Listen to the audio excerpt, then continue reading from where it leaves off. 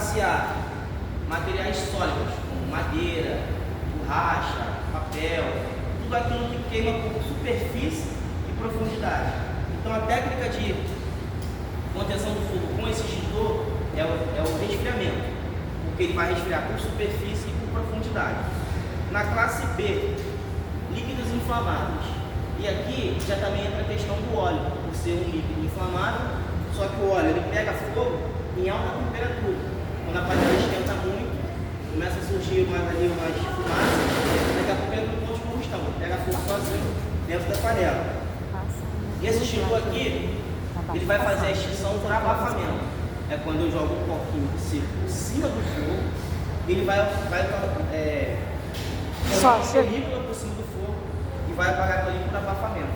E temos o extintor de CO2, que é da classe C, materiais elétricos e energizados, como micro-ondas, forno elétrico, air fry, tudo aquilo com energia, né?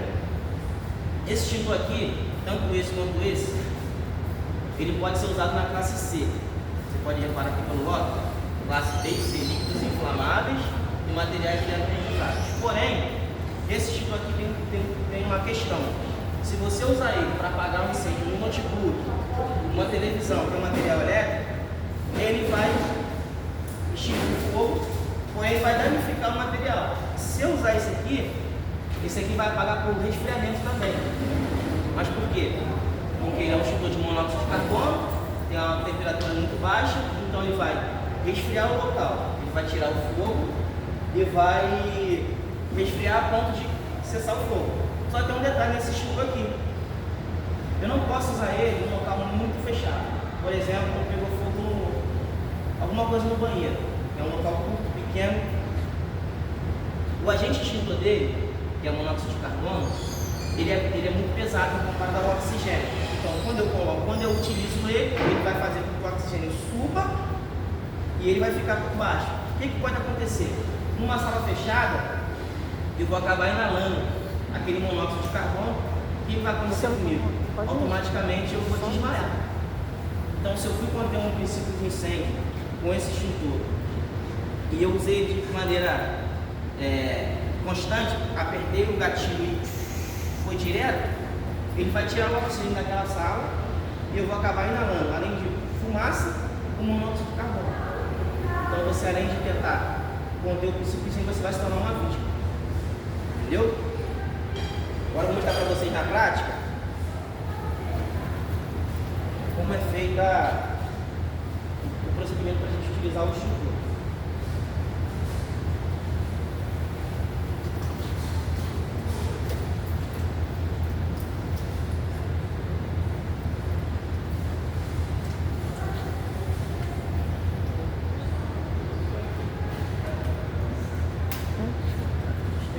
Avistei o princípio de incêndio. Eu vou fazer a avaliação da cena. E qual material está pegando fogo? Dependendo do extintor que eu tenho, eu posso usar o extintor. No caso da cozinha, assim que eu cheguei aqui, eu avistei o CO2 e o AP, o PQS, quer dizer.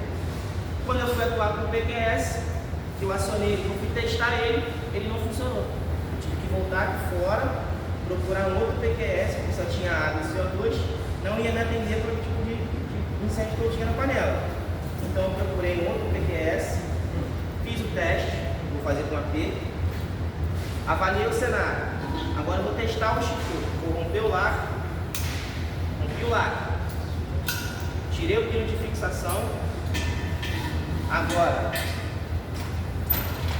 fechado? Eu vou testar o extintor. Tá funcionando? Agora eu posso ir pro local. Faz de novo, Romulo. Testei, acionei o gatilho do extintor. Está funcionando. Agora eu vou pegar na alça de transporte, vou até o local do princípio de incêndio e vou fazer um jato. Tem um detalhe importante. Dependendo da direção do princípio de incêndio, se estiver ventando muito, você tem que fazer o combate sempre a favor do vento. Porque se você fizer o contrário, a chama está vindo para você. Então, se o fogo está pegando aqui, o vento está para lá, você tem que vir a favor do vento, ó.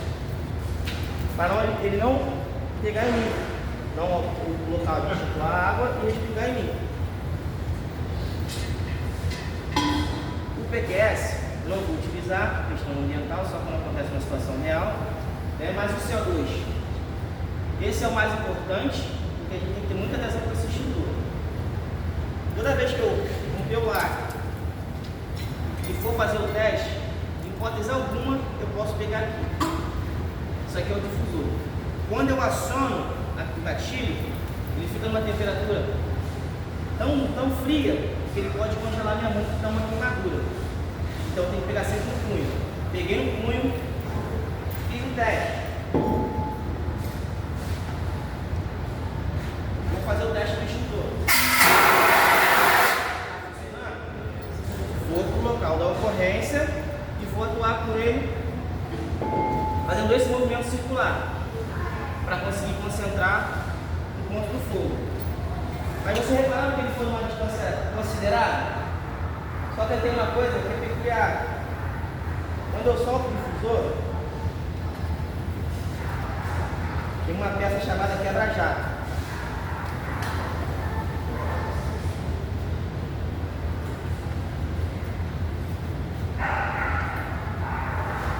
Essa peça aqui, ó. Quebra-jato.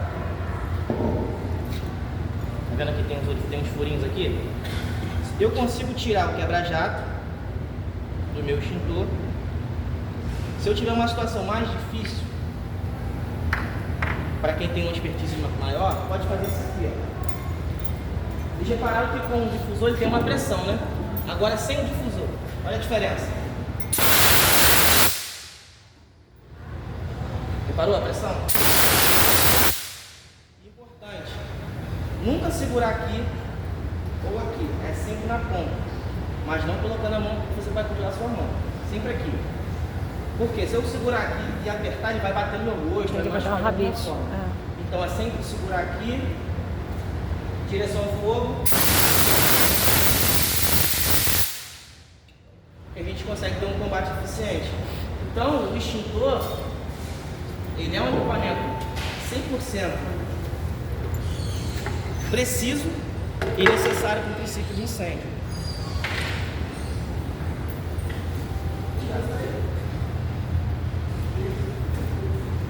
Então, pessoal, sempre que vocês precisarem da gente aqui, pode chamar, a gente vai estar à disposição, a gente vai vir prestar um suporte para vocês, tá bom? Podem sempre comigo no plantão. E obrigado aí, tá, pessoal? Alguém quer falar alguma coisa, fazer algum comentário, fazer alguma pergunta?